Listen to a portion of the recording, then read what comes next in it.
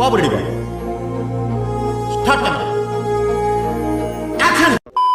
తూర్పు గోదావరి జిల్లా ఎవరి జిల్లా? క్రైస్తవుల జిల్లా. దివిసీమ ఉప్పెళ్లే తట్టుకొని బతికిందనరా, ఇలా షాకులు ఇచ్చే చంపకు. పశ్చిమ గోదావరి జిల్లా ఎవరి జిల్లా? క్రైస్తవుల జిల్లా. గుంటూరు ఎవరి జిల్లా? క్రైస్తవుల జిల్లా.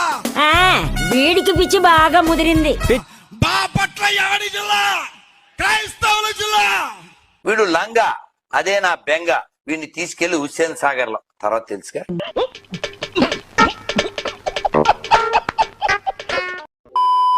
మనందరికి స్థలం పరలోకంలో ఉంది, తెలుసా మీకు ఈ విషయం? అయ్య బాబోయ్, నిజమే. కానీ దాన్ని మనం కొనుక్కోవాలి వెలపెట్టి. ఓన్లీ 2400 కిలోమీటర్లే ఉంది పరలోకం. ఏంటి బాబా అన్న, ఇంకోసారి అన్న. ఓన్లీ 2400 కిలోమీటర్లే ఉంది పరలోకం. ఇదే ఎక్కడ పెట్టింది? జపాన్ వాళ్ళు అక్కడ ఏవేవో కనిపెడుతుంటే ఈ ఎదవేం కనిపెట్టుకొచ్చాడు చూడు. ఆయన ఏ రోజు వస్తాడో తెలియదు. ఈ రోజు వస్తాడా, రేపు వస్తాడా, ఎల్లుండి వస్తాడో తెలియదు, కానీ త్వరగా వస్తాడు. త్వరలోనే ప్రపంచం అంతమైపోతుందని టీవీ 9లో చెప్తే నమ్మలేదు. ఈ పరిణామాలన్నీ చూస్తుంటే నమ్మాల్సి వస్తుంది వెంకటరమణ. ఇప్పుడు దాకా చనిపోయిన వాళ్ళంతా పరలోకంలో వెళ్ళా. నరకం కూడా ఇంకా ఓపెన్ చేయాల, పరలోకం కూడా ఓపెన్ చేయాల. ఏంటి ఇంకా పరలోకం ఓపెన్ అవ్వలేదా? ఏదో నువ్వు వెళ్ళి చూసి వచ్చినట్టు మాట్లాడుతున్నావు. మరి మీ పాస్టర్లు అందరూ చనిపోయిన క్రైస్తవులు పరలోకం వెళ్ళిపోయారు అంటారు కదా, మరి వాళ్ళందరూ ఎక్కడికి పోయి నిలబడుతున్నారు? నువ్వేమో ఇంకా ఓపెన్ అవ్వలేదు అంటున్నావు. బాబు, పరలోకానికి ఒక టికెట్ ఇవ్వు. ఉండు బాబు, ఇంకా ఓపెన్ చేయలేదు. చేశాక ఫస్ట్ టికెట్ నీకే ఇస్తాను. లలితా జ్యువెలర్స్ గుండోడు ఒక మాట చెప్తా ఉంటాడు, ఏంటి సార్ అది? డబ్బులు ఎవరికి ఊరికే రావు అని. దేవుడు కూడా అదే అనే మాట చెప్తాడు ఇక్కడ.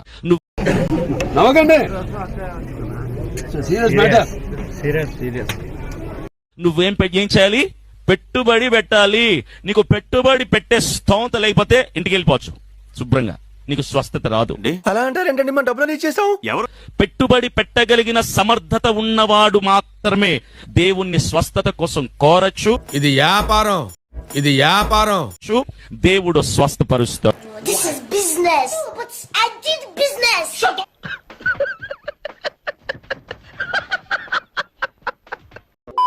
మొన్న పండు తిన్నాను, ఇంటికి వెళ్ళేసరికి 50,000 బ్యాంక్ లో అప్పు తీరిపోయింది. అదేలాగా? How it is possible? Wow, hallelujah. పండు తిని ఇంటికి వెళ్ళారట, పోయిన వారం తీరిపోయింది. 50,000 అప్పు తీరిపోయింది. 20,000 ఇంకా ఎక్స్ట్రా ఇచ్చారు. పాలపంత వచ్చినప్పుడు వింత అనుకున్నాం, ఇది అంతకంటే పెద్ద వింత. 20,000 ఎక్స్ట్రా ఇచ్చారు. ఇంకా ఎక్స్ట్రా ఇచ్చారు. వావ్, దేవుడికి అడిగే చెప్పలు కూడా. చిటికలే.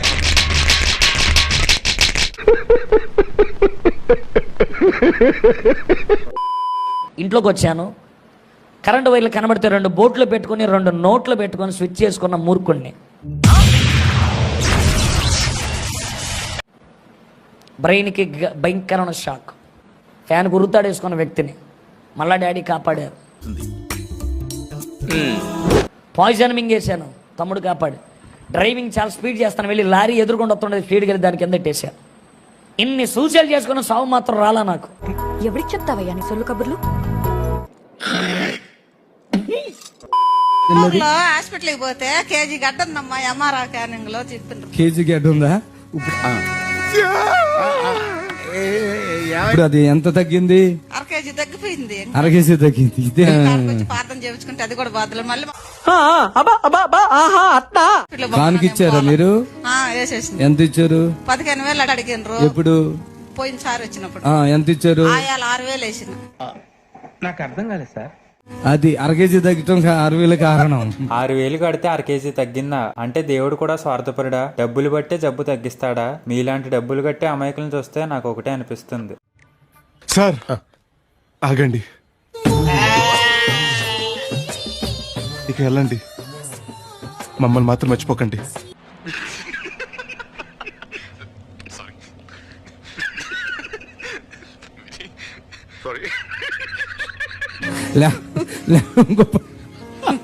ఏమి కొంచెం ఇప్పుడు 9:30 వేసిన సార్. టాబ్లెట్ కూడా వేసుకోలేదు సార్, ఎక్కడికి వచ్చినానే కానీ. 6 నెలల నుంచి వేసుకోలే. ఈ మనిషి ఎంత అంతా ఎలా ఉందో చూడ. 6 నెలల క్రితం వచ్చిందంట, ఇది అర్ర చేసుకుందంట, 1/2 కేజీ తగ్గిందంట. సరిపోయారు ఇద్దరును, సాగుతుంది మీకు అలాగా. ఇంకొక 1/2 కేజీ ఉంటే అది ఇప్పుడు తగ్గించుకుంటాకు వచ్చింది. అంటే ఆవిడకి విశ్వాసం ఉంది, కానీ డబ్బులు ప్రాబ్లం. ఇది వ్యాపారం, ఇది వ్యాపారం.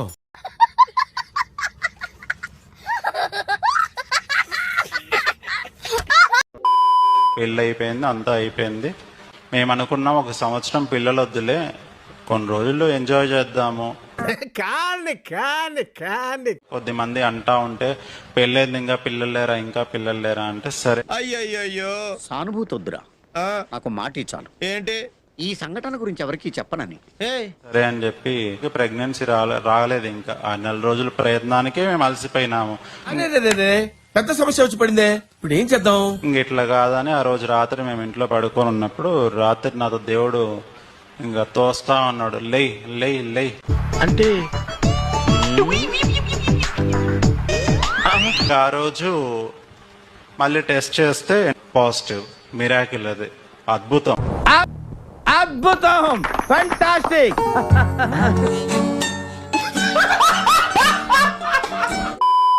టీవీ సౌండ్ పెద్దది వస్తుంటే ఆమె అన్నారంట యుద్ధమే యెహోవాదే అని అనుకున్నారంట. వాళ్ళు టీవీ సౌండ్ బాగా పెట్టుకొని చాలా డిస్టర్బ్ చేస్తుండే వాళ్ళు. ప్రే చేసుకునే దగ్గరికి బాగా వినిపించేది. ఏం చేశానంటే కిచెన్ లో యుద్ధము యెహోవాదే అని రాసి పేపర్ ని అక్కడ స్టిక్ చేసి ఎప్పుడు సాంగ్ వినబడ్డా వాళ్ళది యుద్ధం యెహోవాదే అని పలుకుతూ ఉండేదాన్ని. చాలా గొప్ప పని చేశావు. అలా పలుకుతూ ఉన్నప్పుడు ఆ రాసిన వెరీ నెక్స్ట్ డే వాళ్ళ టీవీ పగిలిపోయింది. హల్లెలూయా. నేను కూడా సేమ్ గృహంలోకి వచ్చేటప్పుడు నాకు కూడా డిస్టర్బెన్స్ మాట. నేను బైబిల్ చదువుకుంటున్నాను, బయట కూర్చొని బైబిల్ చదువుకునేటప్పుడు పక్క నుంచి ప్రతిరోజు సీరియల్స్ సినిమాలు నాకు మైండ్ ఖరాబ్ అయిపోతుంది. నేను కూడా రోజు యుద్ధమే యెహోవాదా అనుకున్నాను. వాళ్ళ ఇంట్లో వాళ్ళ అబ్బాయి యవనస్తుడు 18 సంవత్సరాల అబ్బాయికి లంగ్స్ ఇన్ఫెక్షన్ వచ్చేసిందండి. ఎంతకి తెగించారా? ఇంకా వెంటనే ఆ కుటుంబం నుంచి ఇంకా టీవీలో సీరియల్ లేదు, సినిమాలు లేదండి. ఇంకా పిచ్చి పీక్స్ కిలిపోయింది భయ మీ అందరికి. దేవుడు అంటే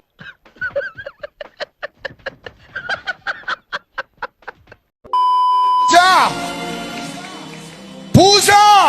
హలో, హూ ఆర్ యు? ఎందుకు అలా అరుస్తున్నావు? చాలా దుఃఖంతో ఇక్కడికి వచ్చాం, చాలా కలవరంతో ఇక్కడికి వచ్చాం. చెబుతున్నాడు పూజ, ఈ 2026 లో నువ్వు దేని కొరకు ప్రార్థించావో దానిని నీ కొరకు ఇవ్వడానికి దేవుడు కదులుతున్న సంవత్సరం. అగరబత్తి కాదు. ఏంటి నీ సమస్య? గర్భఫలం. పరిశుద్ధాత్మ దేవుడు చెబుతున్నాడు పూజ, ఈ మొదటి ఆరాధనలో మొదటగా నిన్ను దేవుడు తాకుతున్నాడు. ఇదేంకో అబద్ధమా? సైతాన్ వేదాలు వల్లిస్తుందా? నీ గర్భం తెరవబడుతుంది. నేను ప్రవచిస్తున్నాను, జీవితంలో ఉన్న కొరత దేవుడు తీసివేయబోతున్నాడు. గర్భము తెరబడును గాక. రొస్సలమా భాషయము తెరవబడి ఇదిగో కన్సువగును గాక. గాడిది గుడ్డేం కాదు. పూజను చూడండి, అందరూ ఒకసారి పూజను చూడండి. పూజ ముఖాన్ని గుర్తుపట్టుకోండి. ఎందుకు ముఖాన్ని గుర్తుపట్టమంటున్నారంటే మరలా కన్సువ ఇక్కడికి వస్తుంది, మొక్క జరుగుద్ది. అవన్నీ నమ్మే ఉంటే నీ ఫేస్ లాగే నువ్వు ఏదో కన్నాలేసుకు బతకాల్సి వస్తుందిరా.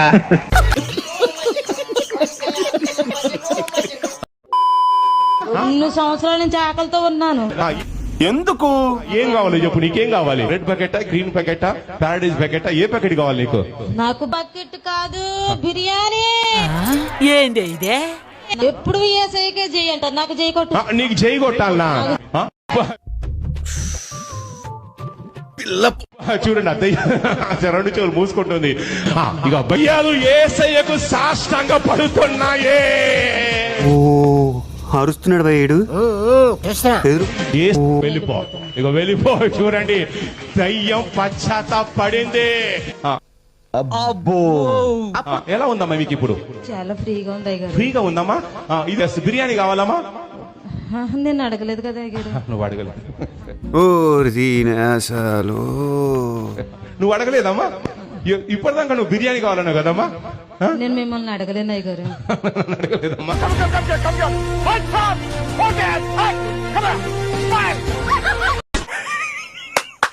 ఈ అమ్మాయి ఏం ఫీల్ ఉన్నది మామయ్య.